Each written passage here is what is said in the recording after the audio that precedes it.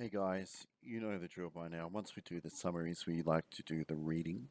So we've just finished off doing a bit of a summary and establishing some prior knowledge about what this section is going to be all about. But again, I'm telling you that it's better to read the text because we get a much more nuanced and developed argument from reading it. So we're going to read this section of the text and trace the development of arguments presented by Callicles and Socrates with respect to what we did in our section 4 summary. Okay?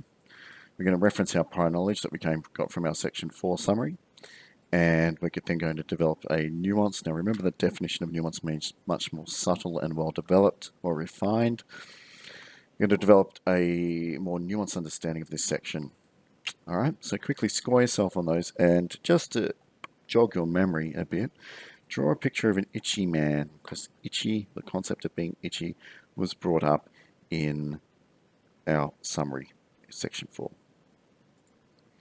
So you've been watching a few summary videos before, and what we need to see or what we need to do is right here. Sorry, the summary. We always are provided with the summary, usually in this text, before we move on and read, okay? Socrates raises the question whether Callicles' superior people are actually in control of themselves as well as of their communities. And Callicles has rejected the conventional view of morality, which commends self-control. He thinks that happiness involves more of a self-indulgence. The superior man is precisely the one who has worked his way to a position where he can satisfy any of his desires. Socrates states the opposite view at some length and with considerable power, but Callicles continues to maintain his hedonistic position. You should know what a hedon or hedonism or hedonistic means by now. If you don't, go back and watch the summary section that comes before this section. Socrates therefore produces two arguments against the equation or the synonymous relation of pleasure and good. Let's begin. Socrates. But what are they to themselves, Callicles? Obviously, by they we're talking about the rulers. What on earth are you getting at? Are they rulers or are they subjects? What do you mean? I'm talking about each one of them ruling himself, or is there no need for him to rule himself but only others? What do you mean ruling himself? Nothing complicated. Just what people usually mean by it, that is, being self-disciplined and in control of oneself, and mastering the pleasures and desires which arise within oneself. So there we have the argument that he's saying, can the rulers rule themselves, or are they slaves to their desires? What a naive thing to say. By self-discipline, you mean folly. And here's where Callicles says, I'm calling you out on that. I completely disagree. Self-discipline is a con, right? And then Socrates says, I can't believe you said that. I don't see how anyone could fail to appreciate that I mean no such thing. No, Socrates, that's exactly what you mean, but because human happiness is incompatible with enslavement to anyone. Now, I think that what he's saying is that you are enslaved if you give into restraint, because that is a conventional norm, something that has been imposed by the masses on us and takes us away from our true natural way of being, or what is right by nature. What nature approves, and here's where he says that, okay, this is where it's pretty much implied. He says nature approves or agrees with the idea that you should just try and satisfy your desires. And enslavement is when you take on board social morality or social norms that uh, make you reject what is actually what nature would approve. You probably should take a note. All right, what nature approves and sanctions, on the other hand, I'm going to speak bluntly to you now, is this. The only authentic way of life is to do nothing to hinder or restrain the expansion of one's desires until they can grow no larger, at which point one should be capable of putting courage and cleverness at their service and satisfying every passing whim. Now, I don't think most people can do this, and that's why they condemn those who can. They're ashamed and they try to disguise their failings by claiming that self-indulgence is contemptible, which, as I explained earlier, is an attempt to enslave those who are naturally better than them. So we were right. He's saying those that actually can't fulfill their desires are jealous, they get mad, and they seek to stop other people who can from doing it. So social convention is contradicting what is right by nature. It's a form of enslavement. All right. Maybe you should take notes because this is a much more nuanced interpretation of what he's developing rather than the summary, okay? So take a note about something I said. It's an attempt to say that better than them. And why do they praise self-discipline and justice? Because their own timidity, meaning shyness, makes them incapable of winning satisfaction for their pleasures. Imagine someone born to inherit a kingdom or someone who lacks this initial advantage that has been equipped by nature with the resources for gaining some position of power, for becoming a dictator, for example, or a political leader. In all honesty, could anything be more shameful? Could anything be worse for these kinds of people than self discipline and justice? So I'm getting the impression that he's implying that self restraint would take you away from your true nature. If you had the capacity to be a dictator, which meant something very different in Greece than it does now, or to be a political leader, and you restrained yourself from doing it, that would be a sheer failure or failing. They would exchange their freedom to enjoy the good things of life without interference from anyone for the voluntary acceptance of a master, namely the conventions, opinions, and structures of the majority. That's what we said before. Under this wonderful regime of justice and self discipline, how could they possibly be happy when, even if they did have political power, they wouldn't be able to use it to their friends' advantage and to their enemies' disadvantage? No, Socrates, if you want to hear the truth and you claim that the truth is your goal, it is that if a person has the means to live a life of sensual, which means through the senses, self indulgent, which means fulfilling my desires, freedom, there's no better or happier state of existence. All the rest of it, the pretty words, the unnatural man-made conventions, they are just pointless and trumpery, which means stupid. Take a note. Okay, so I'm hoping you took a note about the fact that he says that social conventions are nothing but an attempt by the jealous masses to prevent those that truly are gifted in the arts of politics or the arts of getting what they want to fulfill their desires. They're an attempt to suppress that natural uh, capacity that they have out of jealousy. All right.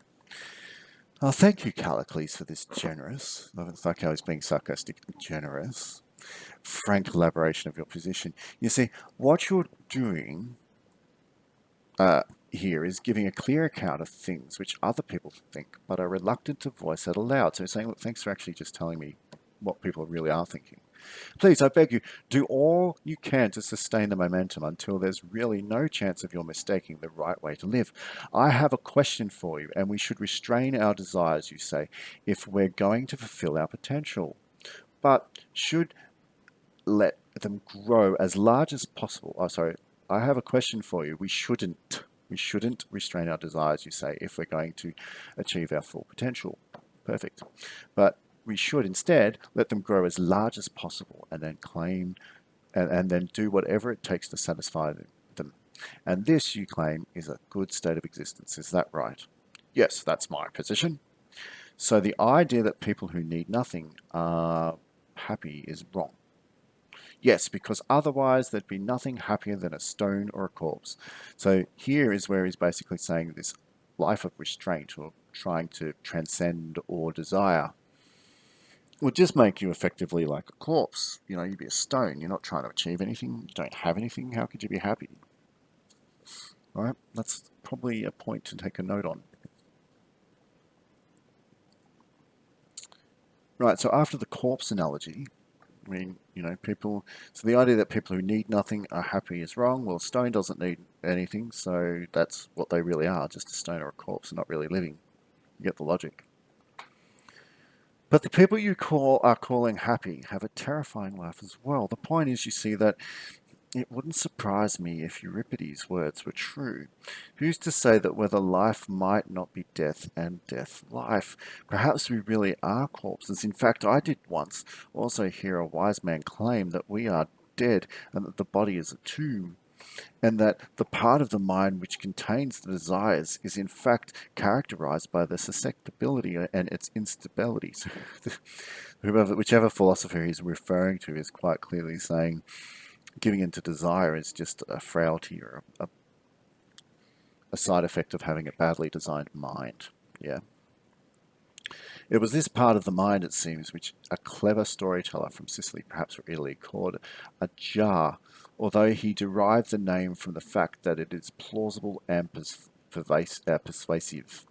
So he's saying this analogy works because it actually makes sense as a plausible, persuasive analogy.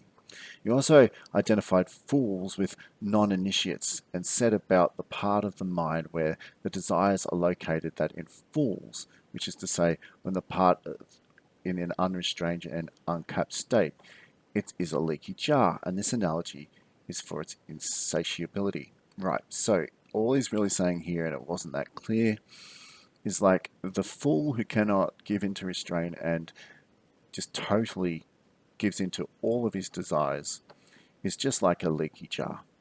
All right. And a leaky jar can never be filled. And because it can never be filled, it can never be satisfied or satiated. And he will feel torment for that forever, just like a drug addict. All right. Take a note. That's a really important analogy to remember, probably for an exam.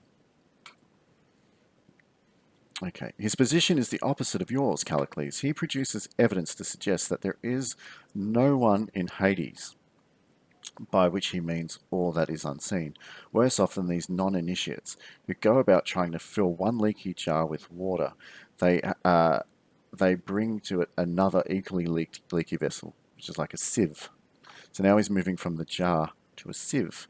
You can't fill a sieve. You've got to constantly fill it with water to even let it have a little bit of water.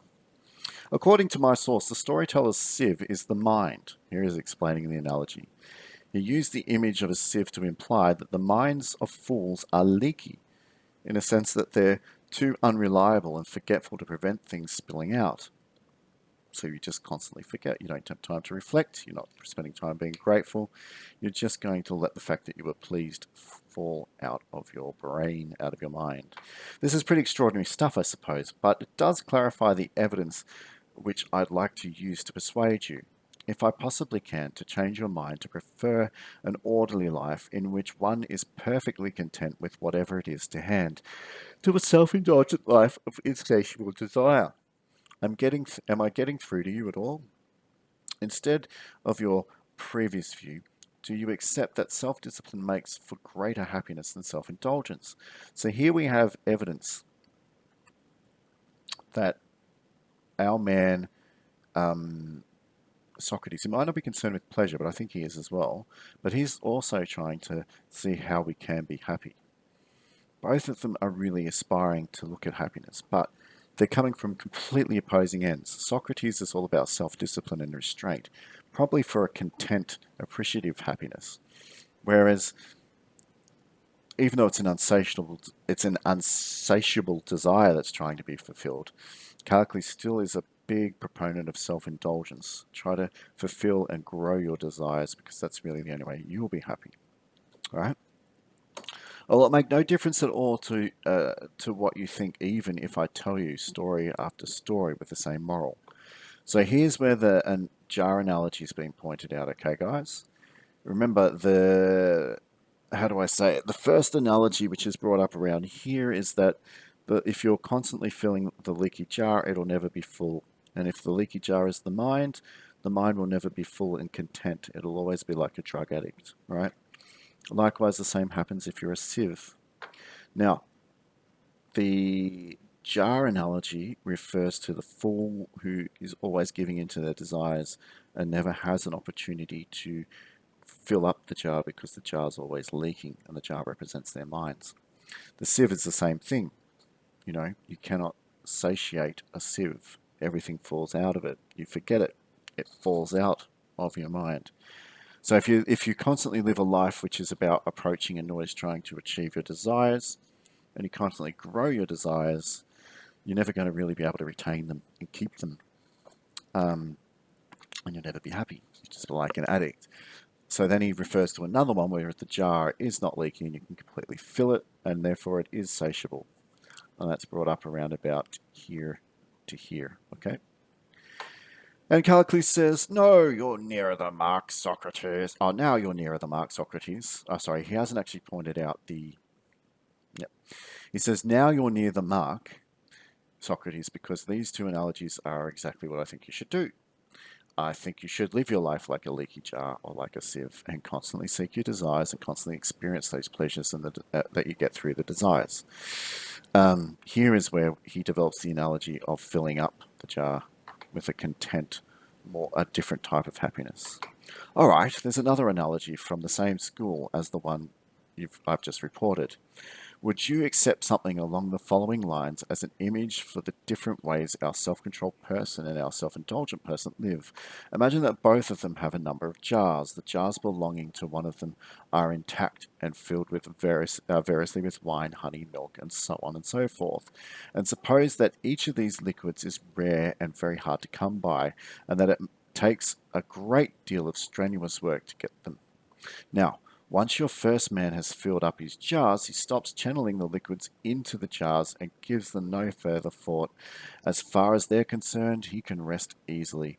And this also kind of implies, guys, that he can appreciate what's in the jar. Now, you should be able to see here again, it's the analogy of the full and the content mind that's being associated with the full jars with these rare and quite awesome substances that have taken a lot of effort to get. All right. The other character, however, is just as capable of getting the liquids, albeit with the same degree of difficulty, but his vessels are cracked and flawed, and he's forced to work day and night at keeping them full, or else he'll suffer terribly. If this is what the two lives are like, then would you not say that a life of self-indulgence is happier than one of self-restraint? So he's saying, so would you say that a life of self-indulgence is happier than one of self-restraint? Obviously, he's implying that it's better to live a life of self-restraint than it is because of self-indulgence, because it's so much work. It just becomes painful constantly trying to fill up those cracked jars, which represent the leaking mind. Okay? Does this argument of mine make any impression on you or not? Do you begin to agree that a life of restraint, is better than a life of indulgence? Now, at this point in time, you should be able to see that he's developed the three analogies, the one of the leaky jar, the one of the sieve, and the one of the full jar. And you should be able to record in your notes that he talks about, at the end of that development of the analogy, he talks about, the one man who fills the non-leaky jars with all those rare substances, but it's taken a lot of effort for him to do that.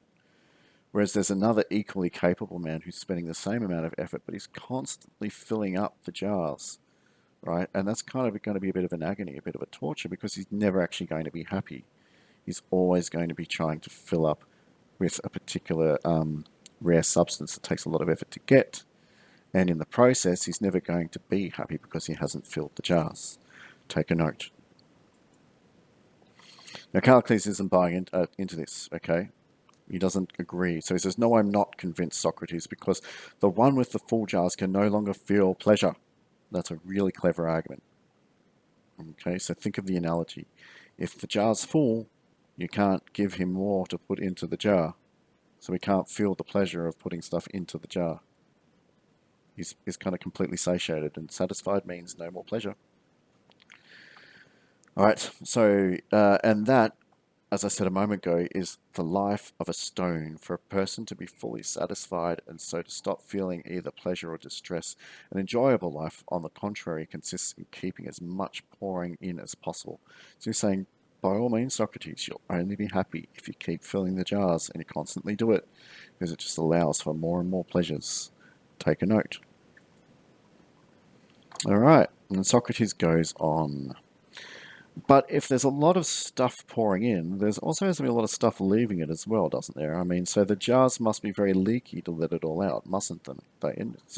Callicles is saying, yep, no, see no problem with that, sure, yep. You lose your appreciation and memories of the pleasures you've had, totally get it. Now you're talking about living like a gully bird rather than a stone or a corpse. Tell me, so I don't know what a gully bird is, we'll look that up maybe at another time in class, but I do understand the stone or corpse analogy, all right? Tell me, though, is being hungry and eating when one's hungry an example of the kind of thing you're thinking of? Yes. And being thirsty and drinking when one's thirsty? Yes. And experiencing desire in all other forms too, and being able to feel pleasure as a result of satisfying it and to live happily? Now, this is really clever. I need you to consider this. If you're thirsty and if you're hungry, you're kind of in a state of distress, aren't you? In order to have the positive experience of fulfilling and meeting that desire, you have to have a state of distress initially. And that's where Socrates is getting at. Whereas if you fill the jar, you don't get the distress because you've already got the stuff there. So think about it. If the jar's constantly leaking, you still got some kind of sense of distress or some kind of thing that's motivating you to fill the jar constantly. And because you've got the distress or the negative stress helping you feel it, you still feel lots and lots of pain. And that's what it's like when one person is itchy. Well, let's see if we can read to there. Yes, and experiencing desire in all its other forms too, and being able to feel pleasure as a result of satisfying it, and so to live happily.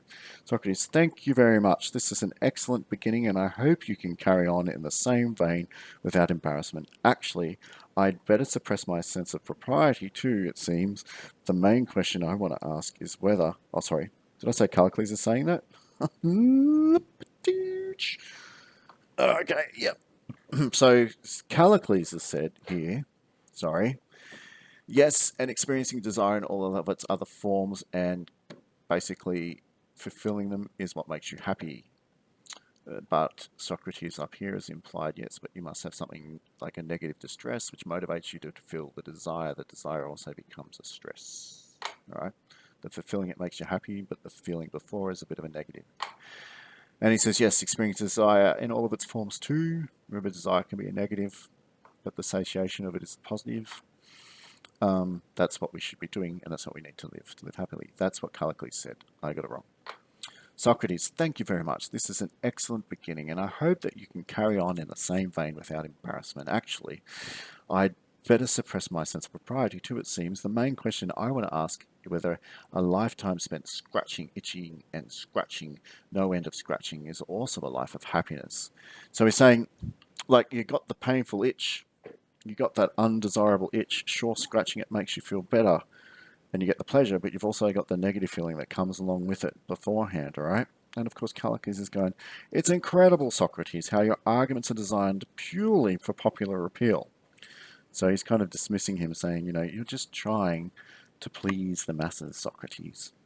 And then Socrates says, well, Callicles, that may explain my success in shocking Polus and Gorgias and making them feel embarrassed, but there's no way to shock or embarrass you. You're far too brave for that, so please just answer my question. Well, I'd say that a life spent scratching is a pleasant life, and he's forced to say that, guys, because he has to admit that satiating your desires is a pleasant life. I've got the painful itch, but scratching the itch feels good. And a happy life too, says Socrates, then, since it's pleasant. Yes. Is that the case of if this scratching is restricted to the head, or shall I continue this line of questioning? What would you say, Callicles, if you were faced with a whole sequence of related questions? At the head of the relevant list is the life of a male prostitute. Isn't this a terrible, shocking, miserable life, being a prostitute? I can't believe he'd go so far to claim that the endless satisfactions of his needs will make him happy. Right, so saying, look, okay, so again, this is that appeal to a certain moral convention. Being a male prostitute is seen as a poor thing. You live a miserable life if you are doing it. Obviously, there's other things that come into play with it. There's exploitation, shame, other negative feelings, but maybe the sexual gratification is the pleasure you get. And you've got also the negative desires that you feel beforehand, right? And Callicles responds to this, doesn't it embarrass you to steer the argument to such a distasteful direction, Socrates? It is me who steers it there, Callicles. Or is it me who steers it there, Callicles? Or is this direction prompted by the reckless assertion that people are happy if they're feeling pleasure, no matter what the source of the pleasure? That is, by the failure to distinguish between good and bad pleasures. So the catamite is brought up as an example of a kind of bad pleasure. All right. And it's a bad pleasure too, probably because it brings about other negative consequences, but it's also probably morally degenerate as well, okay?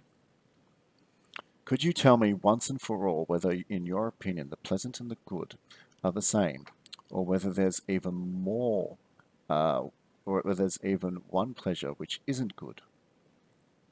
So he's saying, aren't there pleasures that are good and bad? And can you tell me one that isn't good, or one that is bad? I can't say they're different and still be consistent, so I'm going to say they're the same. I have to logically now argue that they're the same, otherwise my whole argument falls down. Socrates then goes along and saying, you're breaking your original promise. Callicles, if what you say contradicts what you really think, your value is as my partner in searching for the truth will be at an end. He's saying, dude, listen to me. If you're not really saying what you think, if you're just saying this to be consistent, you're not seeking truth. And I don't think that having a conversation is going to be worth it anymore. All right, so we have referenced a lot of our prior knowledge and concepts, and we have basically got a more nuanced understanding of where he's coming from. Now, I'll draw a picture of a man who is itchy. You should understand that because that will help you understand the catamite argument. It's an itchy argument. We call it the itchy argument. But basically, that we really do now get a sense of where the two are coming from. You know, if anything, you should right now be able to say to Callicles, it's more important to be constantly filling up the jar and to be feeling the pleasure that comes from all the new pleasures that you get when you fill the jar up. And if your mind is the jar, you're constantly filling the mind with new pleasures. And sure, they might leak out and you'll forget them and not be grateful, but you've got the chance to always experience new pleasures. And to Socrates, it's more important to make sure that the jar is full and appreciative and satisfied, right? That's the important thing, the idea of satisfaction. Satisfaction brings happiness, according to Socrates. And I don't think that that's important according to Callicles. He's always saying it's about hedonism and self-indulgent experience. So also we need to look at Socrates' really clever argument as well, which is, just like the itch, if you're always filling up the jar, if you're always looking for new pleasures, you've got to beforehand be experiencing some kind of quite distressing state that motivates you to want to feel the pleasures. Just like the itch. If you've got a rash, that's bad. You scratch it, you feel good, but you've still got the bad thing that occurred beforehand, right?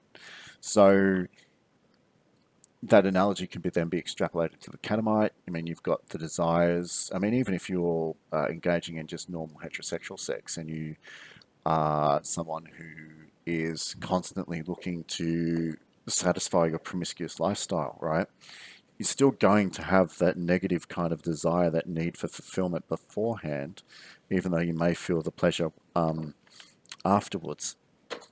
So the actions in and of itself have some positive and negative consequences, but also with the catamite example too, it shows that some pleasures are morally degenerate, according to the conventional outlook of ancient Greece at the time, and also some pleasures bring about other negative consequences, the negative consequences you would associate with a catamite at that particular time. Okay, so hopefully all that stuff should be in your notes. If you understood everything we talked about in the recap, that's great. You kind of have a very thorough understanding of a lot of the arguments we're trying to develop, and that is really important. Cheers.